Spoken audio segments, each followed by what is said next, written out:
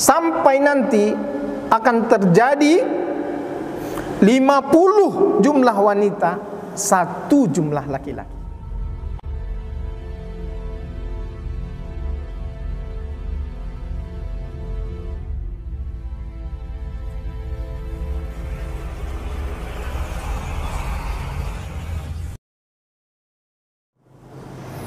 La ya'lamul ghaiba illallah. Tidak satu pun yang mengetahui persoalan yang gaib kecuali Allah. Karena itu wilayahnya Allah. Jangan kita mengambil wilayah Allah sehingga kita nanti memposisikan diri kita sebagai syarik atau syirkah atau sekutu atau bahkan sepadan dengan keberadaan Allah Subhanahu wa taala. Nauzubillahi min dzalik. Namun dalam beragama ada tuntunan. Dalam Islam kita diminta untuk kembalikan semua persoalan kepada Al-Quran dan Sunnah. Dalam Al-Quran tidak disebutkan secara detail kapan terjadi hari kiamat, tapi bagaimana peristiwa terjadinya detail disampaikan dalam Al-Quran. Dalam surat Al-Waqiah misalkan, bahkan Allah tekankan di dalam ayat ini, ayat yang kedua, laisa liwaqa'atiha kadzibah, bahwa peristiwa terjadinya hari kiamat ini tidak ada dusta, tidak ada kebohongan dari semua yang sudah Allah jabarkan. Tapi kapan waktunya, mata sa'ah, kapan waktu itu akan terjadi, tidak ada kepastian waktunya. Tapi oleh Rasulullah SAW sampaikan kepada kita melalui hadis Nabi adalah tanda-tanda akan terjadinya hari kiamat. Dalam hadis disebutkan min asyratis sa'ah. Secara umum dibagi kepada dua. Yang pertama adalah tanda-tanda akan terjadinya itu adalah tanda-tanda kiamat yang kecil. Yang kedua, tanda-tanda kiamat yang besar.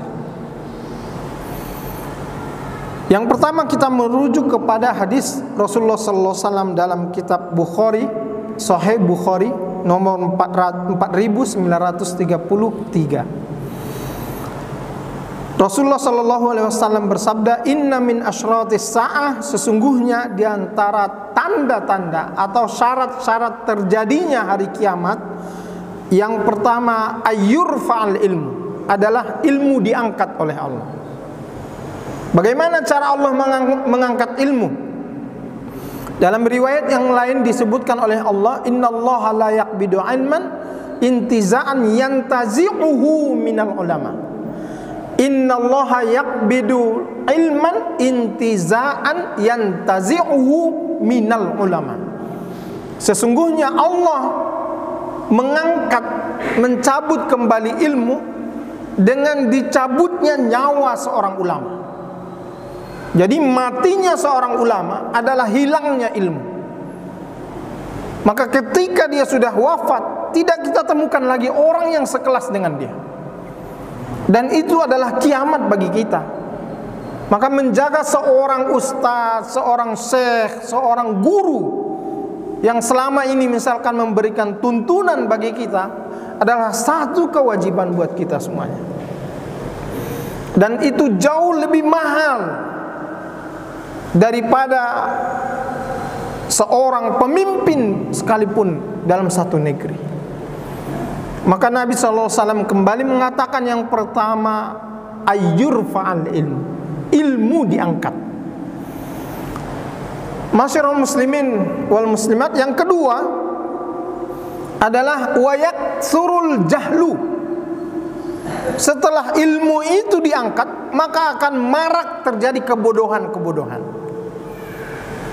Kalau sudah orang hidup tanpa ilmu, maka itu adalah kebalikannya, orang hidup dalam kebodohan. Dan itu kiamat. Dan ketika dalam satu negeri, satu kampung tidak ada orang yang berilmu, maka akan terjadilah pemilihan seorang pemimpin yang tidak berilmu. Duduklah berkuasa orang yang bodoh. Dan ketika itu dia akan menetapkan kebijakan, membuat keputusan-keputusan yang berkaitan dengan orang banyak, dan dia dasari dengan tanpa ilmu. Dan ini kiamat buat kita. Na'udzubillahi min zalik. Yang ketiga, wa yaksuruz zina. Marak terjadi perzinaan. Dan ini biasanya di kota-kota besar, terutama di Indonesia yang kita lihat, bahkan diberi fasilitas, difasilitasi. Padahal inilah salah satu yang akan mengundang datangnya bencana besar buat satu kampung, buat satu negeri. Dalam riwayat Abu Daud, Rasulullah sallallahu alaihi wasallam bersabda, "Idza zahara zina war riba." Ketika marak terjadi perzinahan dan juga transaksi riba, ala qaumin, dalam satu kaum, satu negeri, qad ahallu bi'adzabillah. Sungguh mereka kaum itu sesungguhnya telah mengundang akan datangnya azab Allah. Konsepnya sudah jelas dalam Islam. Man ra'a minkum munkaran falyughayyirhu biyadihi wa illam yastati fa bilisani wa illam yastati fa biqalbi. Sesiapa saja di antara kamu melihat satu kemungkaran, satu saja, termasuk di antara kemungkaran ini adalah perbuatan zina, perbuatan riba, rubah dia. Rubah dengan kekuasaan. Kalau tidak punya kuasa kita, rubah dengan lisan, tegur, kasih tahu. Fa illam yastati fa biqalbi. Kalau juga tidak mampu kita melakukannya secara personal, maka paling tidak hati kita menolak perbuatan itu. Di Indonesia banyak orang, bahkan kelompok tertentu, memperjuangkan untuk dilegalkan perzinahan ini.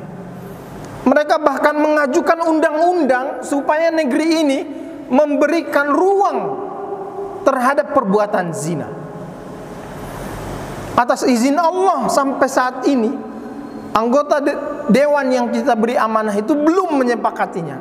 Tapi kita nggak tahu sampai kapan ini akan terjadi, karena mereka terus-menerus mengajukannya secara sistematis dengan bahasa-bahasa yang ilmiah. Dikeluarkan disertasi tingkat doktoral yang akan menjadi dasar legalitas terhadap perbuatan zina ini. Na'udzubillahi min zalik. Dan ini adalah min asyratis sa'ah. Yang keempat adalah wa yaksuru syurbul khamar. Akan marak bertambah orang yang minum khamar. Ini juga adalah satu perbuatan yang diberi fasilitas. Bahkan di daerah tertentu kita sebut, NTT misalkan, kalau melakukan satu kegiatan resmi pemerintahan, suguhan resminya itu yang wajib ada adalah khamar. Itu di NTT itu, Pak. Kenapa bisa terjadi? Karena memang pemimpinnya dan mayoritas penduduknya adalah orang-orang yang meyakini bahwa khamar itu tidak haram bagi dia. Nah, di kita ini juga ada yang memperjuangkan ini. Sama dengan zina, sama dengan riba. Nauzubillahi min zalik. Masyarul muslimin muslimat, yang kelima adalah wa yaqillur rijal. Semakin sedikitnya laki-laki. Survei terakhir dalam penelitian ilmiah mengatakan bahwa penduduk bumi ini, seluruh bumi ini, itu antara laki-laki dan perempuan berbanding 1 dibanding 4. 1 laki-laki, 4 perempuan. Bahkan itu sudah menuju 1:5. Kalau di Indonesia justru asumsinya dengan jumlah penduduk yang ada sekarang itu 1:7. Mauzubillah min dzalik. Tapi kata Nabi yang berikutnya yang ke-6, wa yaksurun nisa. Memang perempuan ini akan bertambah banyak. Yakillur rijal wa yaksurun nisa. Laki-laki semakin sedikit, perempuan semakin banyak. Bahkan di penutup hadis ini Rasulullah SAW sampaikan hatta yakunu li khamsina imra'atan al-qiyamul wahid. Sampai nanti akan terjadi 50 jumlah wanita, 1 jumlah laki-laki. Jadi rasionya akan terjadi 1:50. Dan ini berita munculnya dari Nabi SAW dalam kitab Sahih Bukhari. Inilah diantaranya min asyratis sa'ah, tanda-tanda akan terjadinya hari kiamat. Ada 6 dalam hadis ini. Bagaimana dengan kiamat yang besar?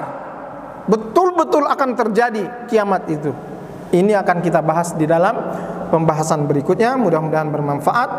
Subhanakallahumma bihamdika asyhadu an la ilaha illa anta astaghfiruka wa atubu ilaik. Al-afu wassalamu alaikum warahmatullahi wabarakatuh.